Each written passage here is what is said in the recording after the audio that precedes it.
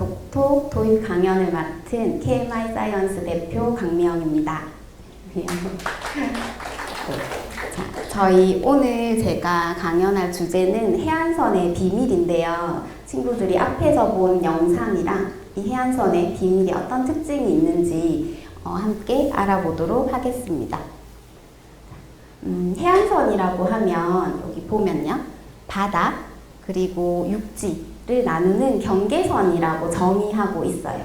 그래서 요거는 2022년도에 측정한 자료인데요. 국립해양조사원에서 발표를 했는데 우리나라 해안선을 이렇게 사실은 빨간색이 아니고 이렇게 따라서 측정을 했을 때 15,257.8km가 된다고 발표를 했어요. 그런데 해안선에는 항상 이 해안선의 역설이라는 용어가 같이 등장하거든요. 해안선을 정확하게 측정할 수 있을까요? 왜요? 왜 정확하게 우린 측정을 못할까요? 그죠? 해안선의 길이에 대한 측정이 실제로 정확하게 측정이 불가능합니다. 해안선을 측정을 할 때 그 바다의 파도의 높낮이라든지 그때 상황이 실시간 달라지기 때문에 실제로 측정 시에도 측정치를 평균치를 내서 이제 발표를 한다고 생각을 하면 돼요. 그리고 기준도 사실은 어떤 기준으로 할지 아직까지도 통일이 되지 않은 상태입니다. 하지만 해안선의 길이 중에서 우리나라에서 이제 서해 바다, 서해 쪽의 길이를 측정한 값인데요. 이 북한에서부터 내려와서 서해를 직선거리로 해남까지 측정했을 때는 650km가 나와요. 그런데 우리는 해안선을 이렇게 직선거리로 측정하지는 않죠. 측정하지 않습니다. 네, 그래서 이 해안선을 따라서 이렇게 보통 측정하는 방식으로 측정을 했더니 7배가 넘는 4,719km라는 수치가 나왔어요. 이 두 수치에는 엄청난 차이가 있는데 그러면 위에서 측정한 이 거리는 잘못된 측정치일까요? 해안선이? 그죠? 잘못된 측정치는 아닙니다. 측정은 바르게 했을 거고요. 단지 어떤 기준으로 측정을 했느냐에 따라서 수치가 다르게 나왔다고 보면 될 것 같아요. 실제로 동해안을 보면 이렇게 그냥 일자로 쭉 내려오죠. 그래서 직선거리랑 해안선을 측정했을 때 그렇게 오차가 별로 나지 않는데 서해나 남해의 경우는 우리나라는 울퉁불퉁 굴곡이 심한 리아스식 해안이라고 표현을 하거든요. 그래서 이렇게 많은 오차를 발생하고 있어요. 그러면 만약에 지금 선생님 일을 하는데 우리나라 남쪽에 10km당 서해안에 휴게시설이랑 2명의 안전요원을 배치하고 싶어요. 그러면 몇 명을 배치하면 될까요? 전체로 할까요? 아까 전체가 한 4,000이었거든요. 엄청나죠? 한 4,000을 기준으로 하면 400개 정도의 초소에 800명의 안전요원이 필요해요. 내가 지금 그 일을 해야 한다면. 근데 직선거리의 측정 보고치를 받았다면 선생님은 60개의 측정소와 120명의 인력을 배치해야겠죠. 그런 경우라면 뭔가 업무를 수행할 때 있어서 많은 오차, 너무 큰 차이죠. 그 차이를 맞이할 수밖에 없습니다. 네. 그러면 해안선의 기준은 어떻게 측정하는지 가장 좋을까요? 측정하는 거. 저희가 구글 지도 같은 거 보면 구글어스에서는 우리가 지금 인공위성에서 찍은 사진으로 그 거리를 측정하게 되어 있거든요. 그전에는 사실은 항공기 사진으로 찍은 모습 그리고 자동차가 이동하면서 해안선의 거리를 측정한가 그리고 도보도 있을까요? 도보를 걸어서 측정한가 아니면 개미가 이렇게 서해안 따라서 간다고 생각을 해봅시다. 그리고 선생님 전공이 화학이거든요. 분자 단위까지 나눠가지고 아마 평생 못할 것 같은데 측정을 한다고 했을 때 그러면 가장 정확한 해안선은 어떤 걸일까요? 인공위성이요. 인공위성일까요? 네, 그죠? 네, 인공위성에서 측정을 하면 유안의 길이가 나옵니다. 우리 아까 전에 봤듯이 4,700이라는 수치가 나오게 되는 거죠. 그리고 점점 아래로 내려갈수록 그 길이가 점점 길어지는 것을 볼 수 있어요. 그게 만약에 마지막 분자 단위로 측정을 한다면 해안선의 길이는 아마 무한대가 나오지 않을까라고 예측할 수 있습니다. 지금 이 지도는 구글 지도에서 제가 거리 측정으로 이제 측정을 해본 거고요. 확대는 하지 않은 상태에서 간격만 다르게 이렇게 측정을 한 거예요. 간격만 다르게. 근데 똑같은 인공위성 사진이라고 해도 지금 지도지만 간격이 다른 자를 사용하면 해안선의 길이가 달라집니다. 또 이 부분도 그러면 사람이 어떻게 측정하느냐, 어떤 간격의 자를 쓰느냐에 따라서 해안선이 달라지는 걸 알 수 있는데요. 도대체 해안선의 길이는 왜 다를까? 보면 이 문제는 우리만의 문제는 아니고요. 해안선이라는 게 사실은 굉장히 중요해요. 우리나라의 영토를 표현하는 거잖아요. 내 육지를 정확하게 표현해주는 선이라서 어떤 측정 기준을 사용하느냐에 따라서 길이가 달라지기 때문에 우리 잘못 생각하면 영토의 그 길이가 다르게 표현이 되는 건데 영국의 리처드슨이라는 학자가 사실 이 학자가 이 문제를 발견을 했는데 이 논문은 사후에 발표가 됐어요. 그리고 나서 이제 프랑스의 수학자 만델브로트가 이거에 대해서 생각을 하면서 길이가 다른 자로 영국을 측정을 해봤어요. 그랬더니 길이가 달라지니까 해안선이 달라지는 거예요. 해안선의 길이가.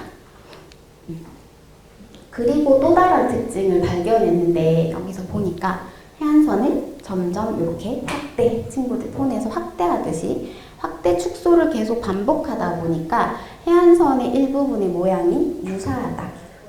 전체의 모습과 그 다음에 부분의 모습이 유사하다는 것을 발견을 했어요.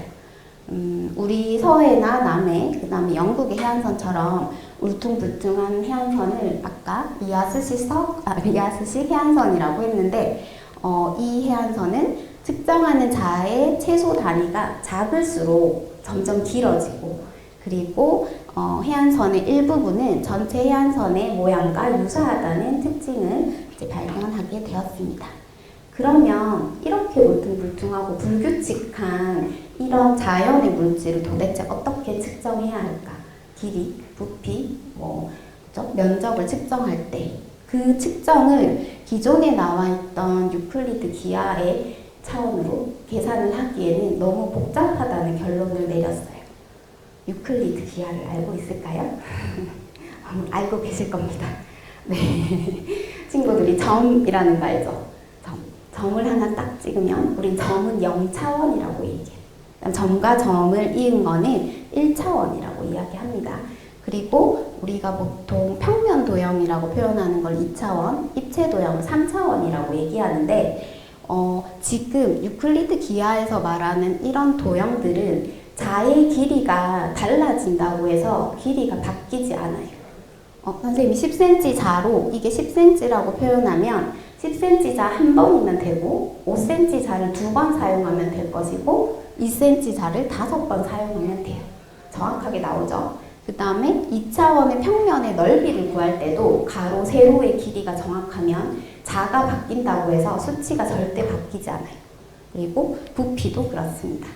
그런데 우리는 아까 자가 달라지면 길이가 다르게 측정되는 자연에 대해서 지금 하고 있죠. 해안선. 그래서 그 해안선의 차원을 프랙탈 차원, 프랙탈이라고 이제 기하라고 표현하게 되었어요. 그거를 만델브로트라는 아까 수학자가 했는데요. 해안선의 모양이 일부분의 모양이랑 비슷하게 반복이 되면서 뭔가 부서져 가는 듯한 모습을 보고 프랙탈, 부서지다에서 따온 단어이고 유클리드 기하에서 차원을 계산하는 식이 있는데 그 식에서 분수로 계산을 하다가 보면 이 프랙탈 차원의 수치가 나와요. 해안선 같은 경우는 한 1.34에서 조금 더 왔다 갔다 하거든요. 그런 차원을 이제 프랙탈이라고 부르기 시작했어요. 그리고 프랙탈에서 가장 중요한 거는요, 해안선에서 자기 닮음성, 길이가 달라지기도 하지만 계속 부분의 부분, 그 다음에 부분이 전체의 축소판, 자기 유사성으로 표현이 되고 있고, 이게 끊임없이 반복되고 있는 순환의 구조라고 이제 프랙탈의 특징을 가지고 있습니다. 자연에 있는 많은 물질들은 사실 유클리드 기하로 설명을 할 수 없는 것들이 많아요. 그래서 그거를 이제 프랙탈 차원이 나오면서 설명이 이제 쉽게 뭔가 풀려가기 시작했는데, 번개가 뻗어져 나오는 이 길이를 어떻게 할 거냐. 눈송이에 반복되는 모습들, 그리고 계곡에서 흘러나오는 이 강줄기도 사실은 보면은 계속 반복되면서 어떤 자에 따라서 길이가 달라진다고 생각하면 됩니다. 그 다음에 나무 가지가 이렇게 새 가지를 뻗어 나갈 때 모습도 친구들이 좋아할까요? 상추의 그 꼬불꼬불한 잎부분 있죠. 그 부분의 길이를 계산한다면 어떻게 해야 할까? 그 다음에 브로콜리, 자기의 모양을 계속 반복하고 있는 이런 아이들의 물리적 수치를 계산할 때 프랙탈이 이제 사용되고 프랙탈 구조를 가졌다고 이야기하고 있어요. 그거를 이제 수학적으로 뭔가 도형을 표현을 해보면, 아까 영상이 있었거든요. 이게 눈 모양이 닮았다고 해서 코의 눈송이라고 표현하는데, 정삼각형을 그리고, 그죠? 한번 그리고 나서 이걸 3등분 한 다음에 요 3등분한 변의 길이를 다시 삼각형을 그려요. 그 과정을 계속 반복하면 길이가 계속 늘어나겠죠. 그런데 넓이는, 차지하는 면적은, 선생님이 이 동그라미를 같은 면적의 동그라미인데요, 절대 벗어나지 않아요. 그러면 그 범위 안에서 넓이는 유한하지만 한정적인데 둘레의 길이는 무한한 구조를 가지는 눈꽃송이를 볼 수 있어요. 그래서 길이가 실제로 늘어나고 있습니다. 그리고 유명한 이제 프랙탈의 재기 함수, 보통 재기를 표현하는 시어핀스키의 삼각형인데, 이거는 요 정삼각형에서 면적을 사라지게 하는 거예요. 그래서 가운데 2등분한 지점의 삼각형을 계속해서 이제 잘라 나가다가 보면 언젠가는 이 삼각형의 면이 사라지는 것처럼 보이겠죠. 우리 눈에는 보이지 않지만 현미경, 전자현미경으로 봤을 때 그 면이 보일 거예요. 그래서 무한한 길이, 사라지는 면적을 대표하는 프랙탈의 도형입니다. 그리고 사각형도 마찬가지예요. 정사각형에서 3등분한 지점의 가운데 부분을 계속 빼서 나가면 이렇게 점점 줄어드는 모습을 볼 수 있습니다. 그 정사각형을 가지고 이제 입체를 만들었을 때 가운데에 튜브를 하나씩 빼다가 보면 얘가 차지하는 면적은 분명히 줄어들어요. 튜브를 하나씩 빼니까. 그런데 그 아이가 둘러싸고 있는, 저 도형이 둘러싸고 있는 건널비라고 표현하죠. 표면적은 계속해서 늘어나요. 무한하게 늘어나고 있습니다.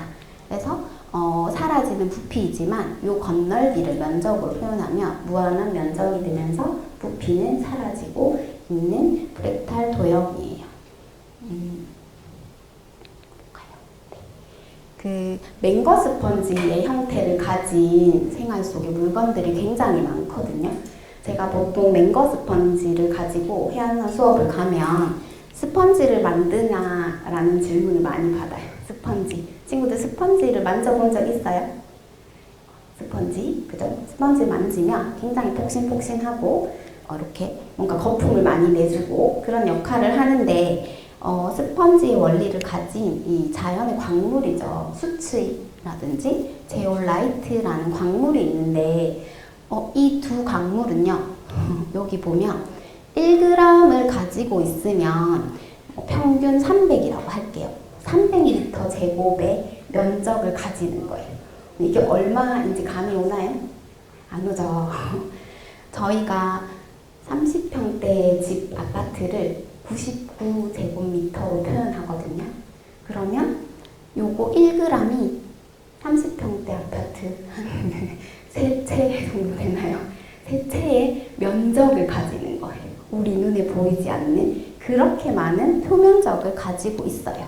그 중에서 이 제올라이트는 화산에서 나온 용암이랑 바닷물이 만나서 화학작용을 해서 이제 만들어진 순수 광물이고, 이 광물은 그 불순물 제거나 탈취 효과, 우리 방독면 마스크에도 얘가 들어가는 걸로 알고 있거든요. 그런 곳에 쓰이고, 해양에서는 해양 오염을 방지하기 위한 방지제나 적조 현상, 쩍더기에 들어갈 수 있는 물질로 이제 개발해서 사용하고 있습니다. 그리고 내 몸속에도 맹거 스펀지의 구조가 있어요. 내 몸속에. 왜 이런 구조를 가졌을까? 내 몸속에는 사람의 이렇게 피부의 면적을 측정해 보면 2m 정도, 2m 제곱센티미터 가로 세로 밖에 안 되는데요. 우리가 매일 숨을 쉬고 있는데 호흡의 역할을 해주는 폐의 경우는 80m 제곱이죠. 그러면 한 25평 정도의 아파트 평면 넓이를 가지는 거예요. 나의 폐가. 그 안에서 산소와 이산화탄소를 교환해주는 역할을 하는 거죠. 정말 이렇게 주먹만 하다고 표현하거든요. 그 주먹만한 폐로 내가 평생 그리고 오늘 하루 이렇게 호흡을 할 수 있도록 해주는 공간이에요. 최대한 많이, 최대한 효율적으로 하기 위해서 이렇게 맹거 스펀지 구조를 가지고 있고, 이거보다 더 길죠. 400m 제곱. 그죠? 이게 소화관. 음식물이 지나가는 길을 소화관이라고 해요. 그럼 그 관의 안쪽을 보면 그냥 겉에서 봤을 때는 길이 정도로 생각할 수 있는데 쭉 보면 이 안쪽엔 거의 주름 형태가 많아요. 특히 소장의 경우는 엄청나죠. 주름 형태 안에 융털이 있고 그 융털 표면도 또한 또 울퉁불퉁해요. 그런 걸 아마 다 더해서 이 정도의 표면적을 가진다고 생각하면 될 것 같아요. 오늘의 강연 제목 기억나시나요? 강연 제목? 네, 맞습니다. 해안선의 비밀입니다. 해안선의 비밀. 그러면 쭉 강연을 했는데 해안선의 비밀이 도대체 뭘까요? 해안선의 비밀? 기억나는 단어가 있을까요? 이렇게 보면 프랙탈입니다. 프랙탈. 이 프랙탈의 힘으로 해안선이 지금의 구조를 만들고 유지하고 있다고 연구가 발표가 됐어요. 이 해안선 프랙탈 구조가 뭔가 파도의 힘을 효과적으로 잠재워서 침식을 최소화한다라는 결론을 냈는데, 컴퓨터 시뮬레이션을 통해서 최초의 암석이 부서지면서 그 과정과 화학적 작용에 부서지는 것까지 그런 것들을 다 시뮬레이션을 돌린 결과 어느 시점부터 해안선이 더 이상 침식이 되지 않는다, 아니면 정말 조금씩 침식이 되는 것을 발견을 했어요. 그래서 그거를 봤더니 그 이유 때문에 이 프랙탈의 구조를 가지는구나. 그리고 그 시뮬레이션 된 수치도 앞에서 유클리드 기하에 계산한 분수식이랑 같은 차원이 나왔어요. 1.33 차원이라고 하면. 그죠? 1차원도 2차원도 아닌 새로운 차원의 수치가 나옴을 알 수 있었습니다. 그러면 여기까지 강연했고, 그 1차 맹거 스펀지를 함께 만들어 보는 시간을 가지려고 하는데요. 혹시 그 교구를 받아오셨나요? 네, 제가 아니면 설명을 한번 드릴게요. 그 큐브가 있으면 비닐봉지 안에 그 큐브 8개를 이렇게 붙이시면 돼요. 그 가운데를 뻥 비운, 저희가 가운데를 삭제한다고 했죠. 큐브 가운데를 이렇게 비우고, 요거를 똑같은 거를 2개를 만들고, 그리고 나서 큐브 맹모퉁이, 그죠? 여기 기퉁이에 4개, 하나, 둘, 셋, 4개를 붙이고, 다시 나머지 판을 올리면 이렇게 큐브가 완성이 됩니다. 근데 요거 큐브를 만드실 때는 나무라 가지고 목공풀을 정말 조금만 붙여도 딱 붙어서 빨리 마르거든요. 근데 많이 붙이면 잘 붙겠지만 마르는데 시간이 한참 걸려요. 그래서 친구들 요거 만들 때 그렇게 해서 이제 완성을 하면 될 것 같습니다. 그래서 큐브가 완성이 되면 이제 이런 모양이 된다고 생각하시면 돼요. 네, 감사합니다.